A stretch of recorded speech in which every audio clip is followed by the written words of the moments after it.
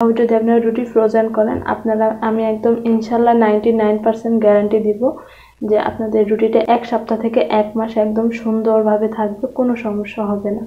এখন বাজে প্রায় রাতের 10টা। এখন আমি আবার আসছি রান্না করে। এখন রাতের রান্নার জন্য না, সকাল সকাল আমার হাজবেন্ড বের হয়ে যাবে, তো সেই জন্য এখন আমি কিছু রুটি বানিয়ে রাখবো যাতে সকালে উঠে তাড়াতাড়ি করে ছেঁকে দিতে পারে।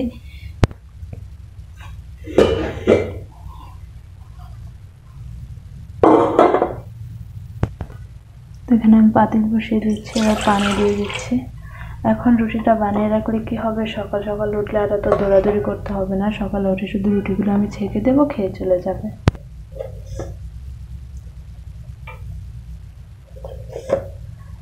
আপনারা কিন্তু চাইলে আপনারা এভাবে। আর আজকের ভিডিওতে আমি একদম পুরো ফ্রিজের রুটি কিভাবে আপনারা ফ্রোজেন করবেন ওইটাই আপনাদেরকে আজকে দেখিয়ে দেবো।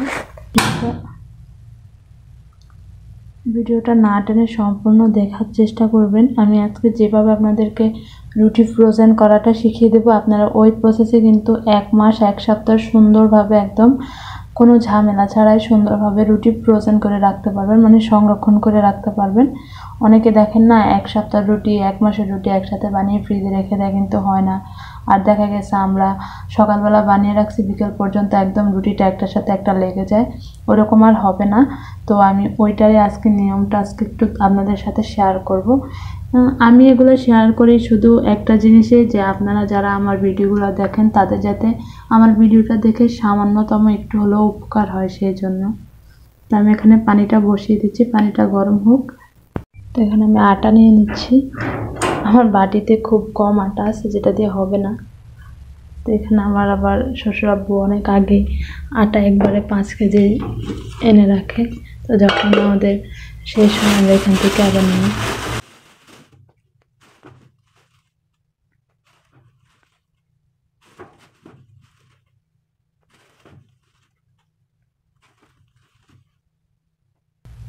আর আটা নেওয়া হয়ে গেছে।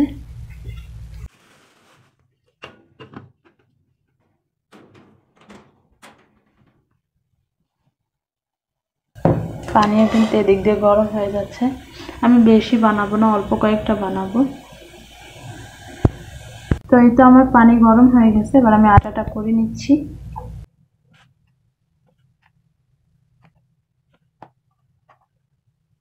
একটু বলক আসুক ভালো করে, আটাটা ভালো করে, না হলে সিদ্ধ হয় না। আমরা অনেকে কি করি, আটা দেওয়ার সাথে সাথে আটাটা করে ফেলি, তাহলে কিন্তু আটাটা সিদ্ধ হয় না ভালো করে।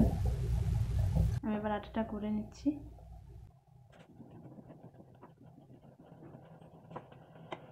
তো এই তো আমার আটা করা হয়ে গেছে, এবার আমি রুটিগুলো বেলে নেব। এগুলো সুন্দর করে বেলে নিচ্ছি, তারপর আপনাদের সামনে আসছি। আপনারা তো সবাই রুটি বেলতে পারেন, এটা আর কি দেখাবো। তো এই যে এখানে কিন্তু আমার রুটিগুলো সবগুলো বেলা হয়ে গেছে।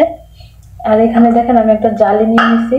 আমি রুটিগুলো ভেজে ভেজে এখানে রাখবো, যাতে রুটিগুলো তাড়াতাড়ি ঠান্ডা হয়ে যায়। এখানে হয়েছে মেন পার্ট, এই পার্টটা একটু স্কিপ করবেন না। এখানে হয়েছে মেন পার্ট, যেখানে যেই পদ্ধতিটাতে আপনারা ফ্রিজে সুন্দরভাবে রাখতে পারবেন, সেটার কিন্তু একদম মেন পার্টে হলো এটা একদম স্কিপ করা যাবে না। তো এই তো এখানে আমি তাওয়া বসিয়ে দিচ্ছি, তাওয়াটা গরম হোক।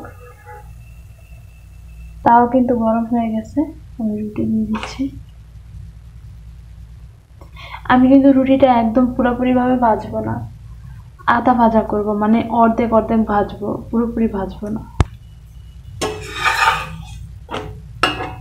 দেখছেন রুটিটার দিকে যদি আপনারা ভালোভাবে খেয়াল করেন, আমি কিন্তু পুরোপুরি ভাজছি না, দেখেন একটু একটু টানছে, এরকম ভাবে আমি এই যে অল্প একটু একটু করে শুধু কোনো রকম ভাজবো। এই যে দেখুন,